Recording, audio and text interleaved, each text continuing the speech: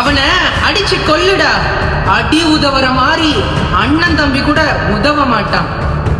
இப்படியெல்லாம் பழமொழிய சொல்லி ஒருத்தங்களை அடிக்க தூண்டுற உங்களுடைய உறவுகள் கிட்ட இருந்து ஜாக்கிரதையா இருங்க. ஆமாங்க, அடி உதவுற மாதிரி அண்ணன் தம்பி கூட உதவ மாட்டாங்க. ஆனா இந்த பழமொழி எதுக்காக சொன்னாங்க தெரியுமா?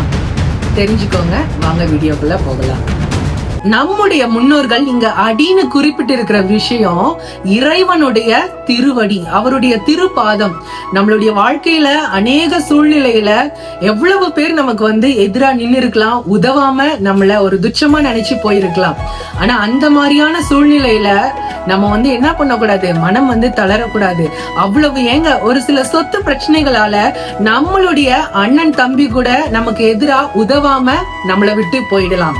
அப்படி அண்ணன் தம்பி உதவாம போனா கூட, நம்மளுடைய ரத்த சொந்தமே உதவாம போனா கூட நம்ம என்ன பண்ணணுமா, இறைவனுடைய திருவடியில அழுது அவர்கிட்ட நம்மளுடைய கோரிக்கைகள் எல்லாம் சொல்லும் பொழுது, கடவுளே என்னை எல்லாரும் விட்டு போயிட்டாங்க, நீதான் எனக்கு துணை அப்படின்னு அவருடைய பாத கமலத்துல நம்ம சரண் புகும்போது என்ன ஆகுமா, அவர் நமக்கு உதவி பண்ணுவாரு. அதுதாங்க இந்த பழமொழிக்கான அர்த்தம். இந்த வீடியோ பிடிச்சிருந்தா லைக் பண்ணுங்க, ஷேர் பண்ணுங்க, கமெண்ட் பண்ணுங்க. மறக்காம நம்மளுடைய சிங்கப்பூர் பிரசாத் சேனலை ஃபாலோ பண்ணிக்கோங்க.